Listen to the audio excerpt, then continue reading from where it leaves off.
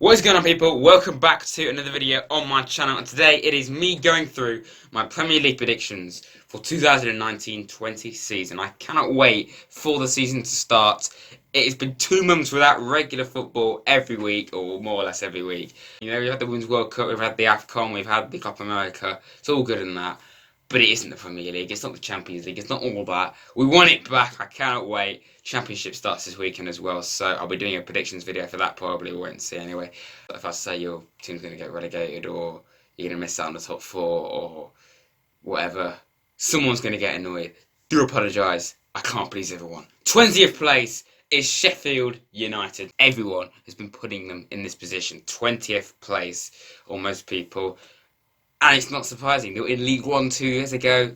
I'm not saying they're crap. You know, they're good for the Championship, but are they really there for the Premier League yet? No, I don't think they are. I think it's fair to say that. You know, Sheffield United fans. Obviously, you watch your team a lot. You know it a lot better than I do.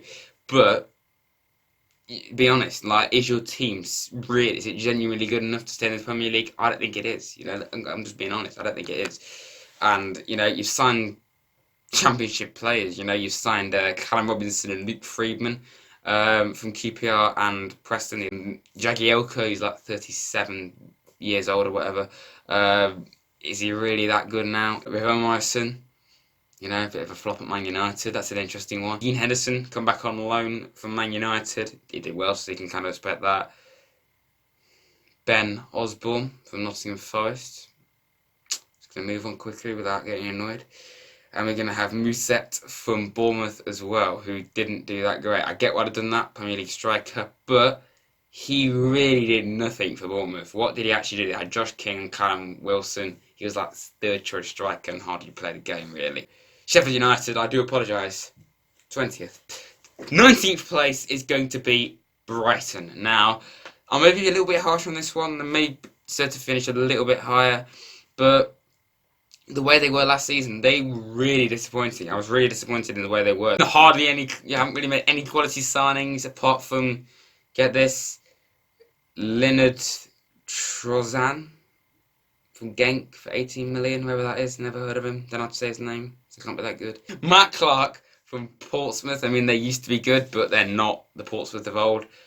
Don't really know why they've done that. Graham Potter's got no experience in the Premier League. Not writing him off, and that's a bit unfair to say that. He did very well with Östersund in Sweden as well. Won quite a few stuff with them. Took them from the 4th tier to the top tier. I presume they're still there now. And also, it did quite well with Swansea as well. Not amazing, but it did well with them. So, I hope I'm wrong. I hope Brighton stay up, but I can't see them happening, to be honest. I'm sorry, Brighton. You know, 19th place. 18th place is going to be a team that most people say are going to stay up, but I'm a Championship fan, as you can see. I saw quite a bit of Villa. I don't think they will. I've just said it there. Aston Villa, 18th place. I don't think that they're going to stay up. I think it's going to be. It's very tight between this Villa and the team I've put above them. Really tight between who I was going to put in the relegation zone. Villa, you know. The only reason why they got the playoffs, really, is because they had that unbelievable run at the end of last season where they won 10 in a row or something ridiculous like that. 10 in a row, which is mental. Like, even the Championship, that's fantastic form. It was like 15 games unbeaten, really good run of form. But they've done exactly what Fulham did last season, or similar. I'm not saying it's bad, but similar. They've signed about 10 players or so. They've spent about 100 million quid. You're getting Fulham vibes here, aren't you? Getting you know, little thoughts. A club did this last season. It didn't really work out. I just nudged the camera there, sorry. Villa, it's going to be interesting. It's going to be very interesting to see how they do. I hope they stay up, because for me, Villa are a Premier League squad. You know, they're a Premier League team. They're Champions League winners, or European Cup winners several years ago. So they're a team that deserves to be in the Premier League. But will they stay there? I don't know. I don't think they will. 17th place, Norwich City. Yes, these two teams, like I just said, it's very close between these two for me. One of these are going to go down. Maybe both. We'll see what happens. Norwich, they haven't really invested like Villa, but I think they've already got a better squad than Villa on paper. Timu Pukki came out of absolutely nowhere last season and smashed it in the Championship.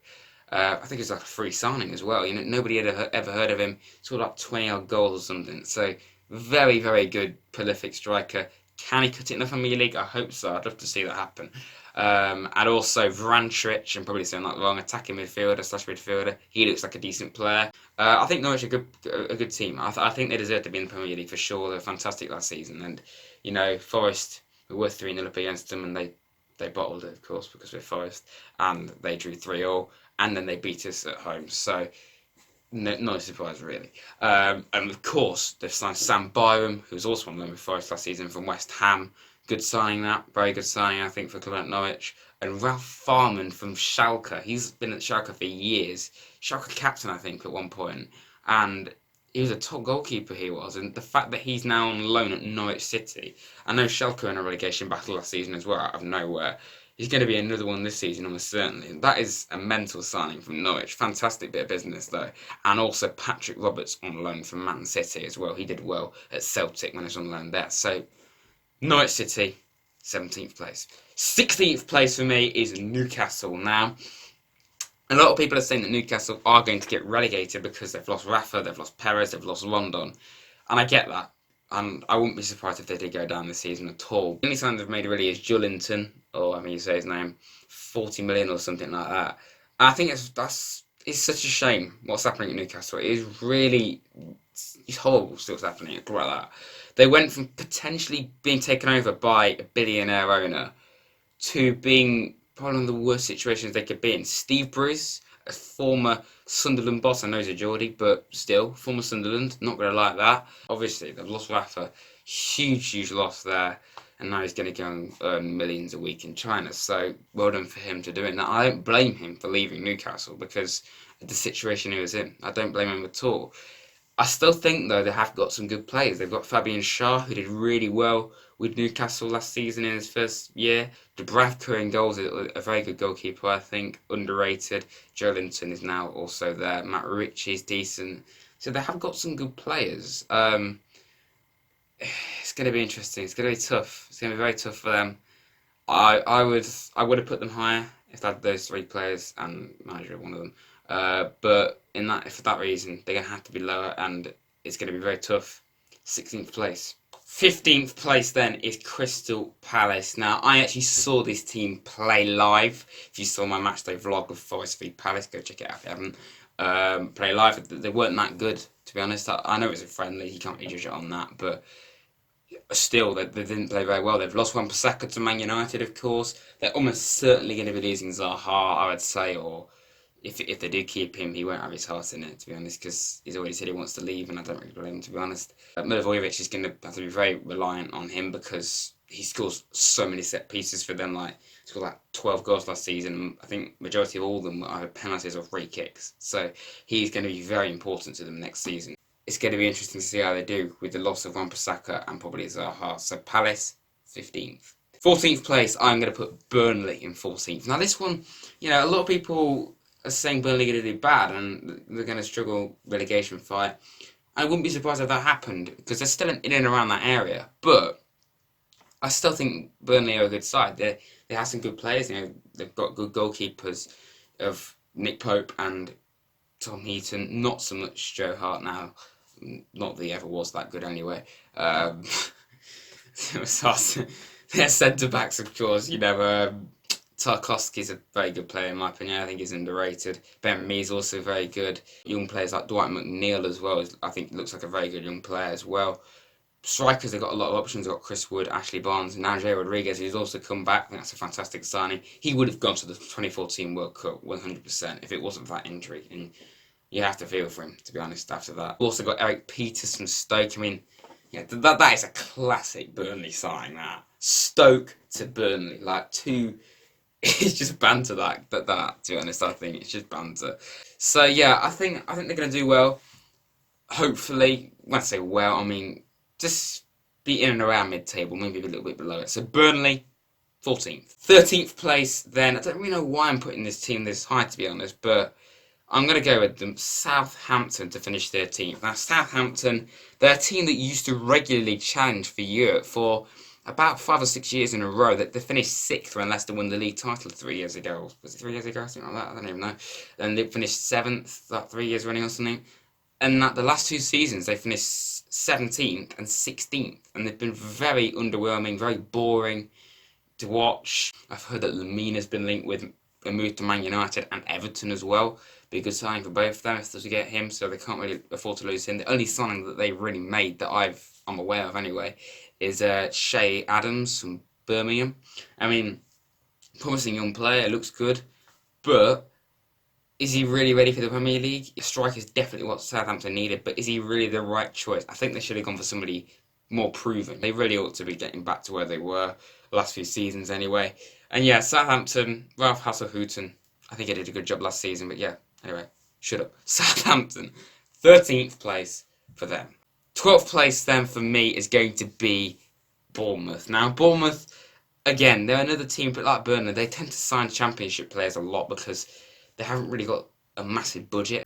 Bournemouth had a fantastic season last year. The first half of the season, they were like 6th at one point, and they're doing really well, but they fell off massively. They did, for the second year in a row, they smashed Chelsea 4-0 and 3-0 as well. 3-0 was the previous season before that. But they have a good history against Chelsea, okay? So you got some very good results, Bournemouth. But the second half of the season, they really tailed off, and inconsistencies cost them massively. I remember they did really well in one game, and then they got battered by Burnley 4-0, and then the next game they beat somebody else who's better than Burnley, which just, I don't know who it was, it's not very good research that I know, and they've signed Lloyd Kelly from Bristol City, which is an interesting one. Don't know much about him, but we'll see how he does. They've also signed Philip Billing from Huddersfield, 15 million quid. This is how mental football's getting now. But even a player who got relegated last season is going to a Premier League club, £15 million. It's getting ridiculous. It really is. Bournemouth for me, 12th place. 11th place then for me is going to be Watford. Now this one is an interesting one. They could finish higher than this, but they could also finish lower. They're a team that you never really can predict, to be honest, because a bit like their home kit, they never stay the same. And I'm going to be getting onto that when I do a Premier League kits video, hopefully, at some point. I'll be seeing if I can do that. But yeah, anyway, as for Watford, they got to an FA Cup final last season and got absolutely destroyed by City, as we know, 6-0. But that's still a very good run. Nice for them to reach a final. They had a lot of good results, but they also had, just like teams like Palace and Bournemouth, and lots of teams around this area of the Premier League table, inconsistencies cost them. At one point, it looked as if they were generally going to get Europa League, and they tailed off and finished 10th, I think it was. So, that, or was it 10th or 11th even? I don't even know. It's a shame, because looking back in a few years' time, last season, it would look as if Watford had quite an average, nothing season, other than reaching the FA Cup final. But overall, they had quite a good year, and it's a shame. It's their finishing table, where they finished, isn't going to reflect on the season they had. And this season, they need to finish higher. Other than Craig Dawson, they haven't really signed anyone. Craig Dawson's a good signing, in my opinion, from West Brom. So, yeah, we'll see how they do. 10th place, then, it is the Hammers. It is West Ham. Now, this is another club. This is around this area of the Premier League is where you get into the top sides, of course. And West Ham have the potential to be a very good team, and they're a team that have aspirations of breaking into Europe, and they really ought to. They've signed some very good players. Sebastian Haller from Frankfurt for 45 million quid. That is mental. If they can get him and his other strike partner last season, Jugovic, goes to Real Madrid, then that means business. That is fantastic for West Ham. So well done to them for doing that. Pablo Fornals as well. I've not seen much of him, but I heard he's a very good player. They've also lost Marko Arnautovic, though, which is a big loss for them. Only he wanted to go and be paid £1 million a week at China, so let him go, in my opinion. I still think inconsistencies is going to cost them, for sure, and that tends to be the case with West Ham most seasons. So, West Ham United, 10th place. 9th place is Wolves. Now, this team are a team that have aspirations of being a top 4 side one day, and I have no doubts. I reckon they definitely will be, for sure, and maybe not consistently, but a team that can challenge for the top 4, top 6, more like, but it's more like top 6, and definitely be one of the best of the rest, for sure. But this season, they're in the Europa League, and especially if they qualify for the main event, for the Europa League, they're going to struggle. Okay, I'll rephrase that. They're not going to struggle, but they're not going to be quite as good as last season. Because we saw with Burnley last year, it affected them because they weren't used to being in Europe. Wolves, I think we all tipped them to do well, but nobody expected them to be as good as they did. They were unbelievable last season, saying that they just got promoted. And a lot of people say, yeah, they bought their way there. You know, they got George Mendes in charge with transfers, Ruben Neves is coming and all that. But you have to give it to Nuno because he's the coach. He's still had to coach the team to play as good as they have and get to the level that they have done. So in that case, that you have to give props to him. He's got one of the best managers in the league for that. And, you know, for what he's done with Wolves. They could be getting Patrick Cutrone in from AC Milan, which would be a fantastic signing if they could get him in. They've also signed a young Real Madrid defender as well, Rayo. Probably saying that completely and absolutely wrong. I don't think they're going to do that well in the Europa League just yet. I think they'll check it out the group, depending on what the group they have. Hopefully they do. We'll see what happens with Wolves. I hope that they do well because it'll be really nice to see, a bit like Leicester, somebody come up and suddenly get European football. It'd be fantastic if that's to happen. So, Wolves 9th for me. 8th place then is going to be Everton. Now, this is one that you can never really predict because Everton finish in this area every year, and it's always difficult to say whereabouts exactly they'll finish. And Everton, they've got a lot of fantastic players in their squad for me. They have Digne, that left back. I think he was really good last year, one of the best in the league. Still got a lot of very good players like Sigurdsson, Pickford, Bernard. I was really impressed with him last season as well. And, you know, they're linked with Moise Kean from Juve. Apparently they've agreed a deal. If they were to get him, that would be a really good signing for Everton.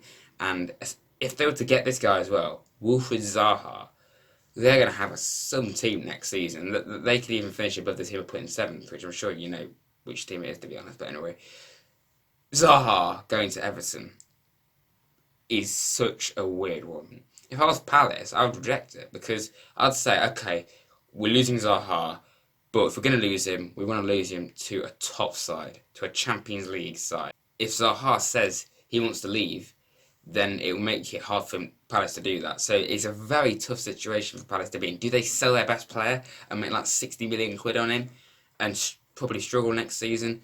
Or do they keep hold of him with a player who doesn't really want to be there and wait until a big club comes along again? If Everton also get Keane, really, really good. They've permanently signed Andre Gomez as well, and Fabian Delp's come in as well. It's a good signing for them. Everton, 8th place for me. I'm putting Leicester City in 7th place. Now, this team have been tipped to be the most likely team to break into the top 6. I don't think they're quite there yet. I'm not being biased. I don't really see Leicester as a rival, to be honest. I see the D team as a rival, Derby. They've permanently signed Tielemans, which is an unbelievable signing. But if they do lose Slabhead, they lose Maguire to Man United, I could see Everton and probably Wolves finishing above them because I think that Maguire is that important to Leicester. Apparently, if Maguire does go, they're probably going to get Lewis Dunk for £45 million. I'm just going to let that sink in. There you go.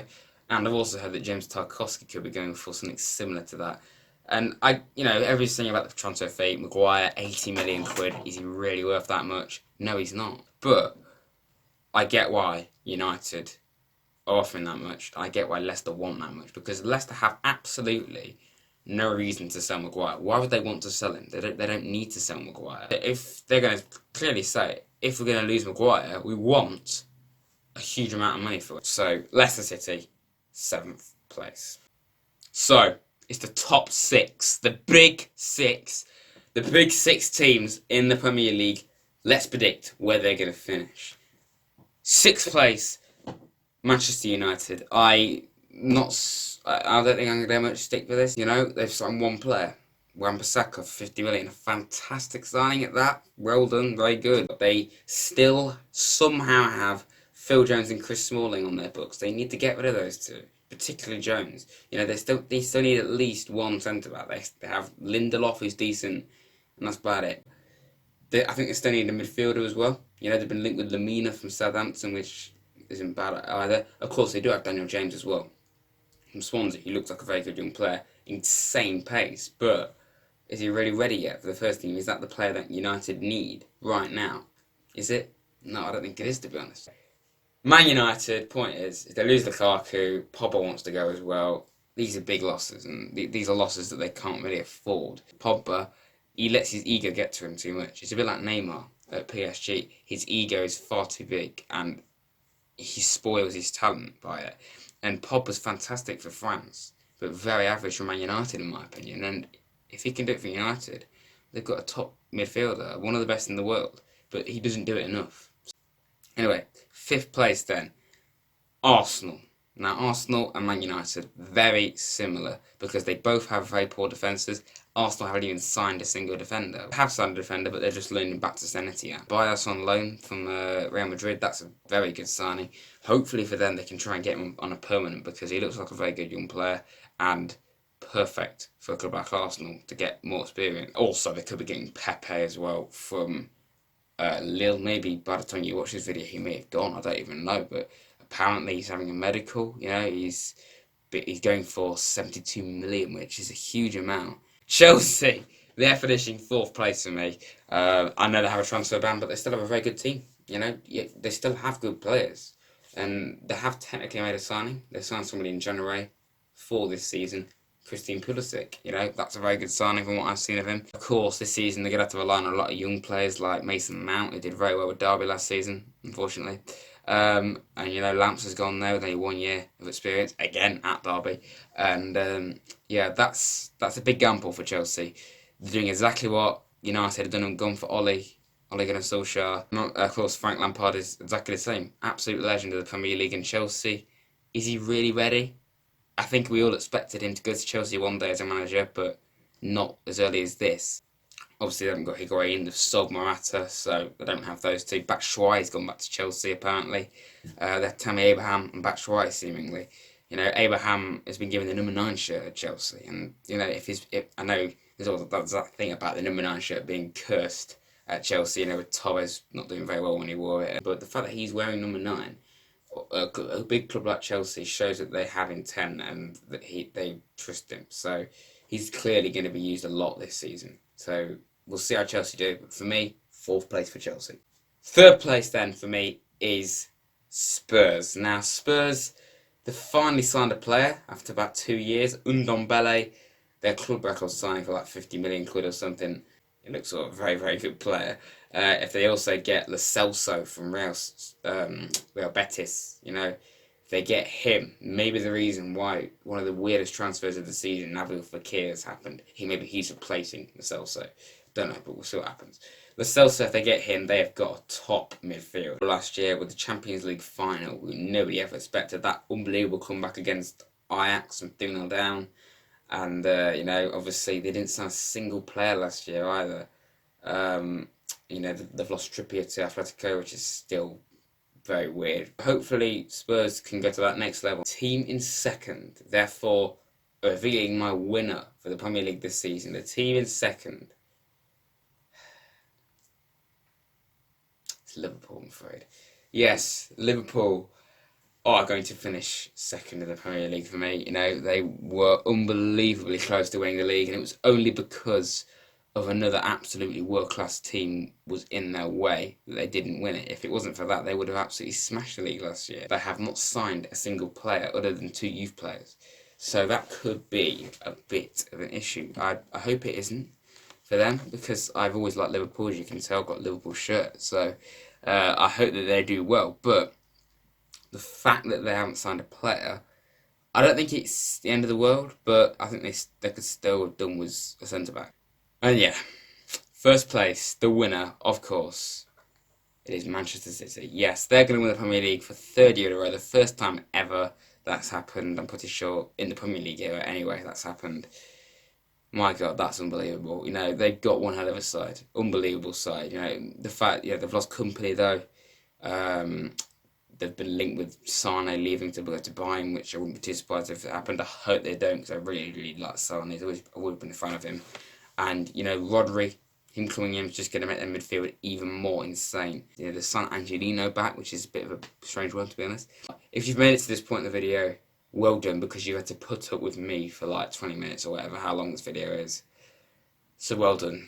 Congratulations. It's a hard thing to do. So well done, guys. There'll be another video like this coming out very soon for the Championship. Maybe some kit videos as well, where I'm ranking kits. We'll see what happens with that. Like and subscribe for more content like this. I'm going to be trying to do more videos like this and appearing in videos more often. Until next time, guys, thanks very much for watching, and I'll see you next time.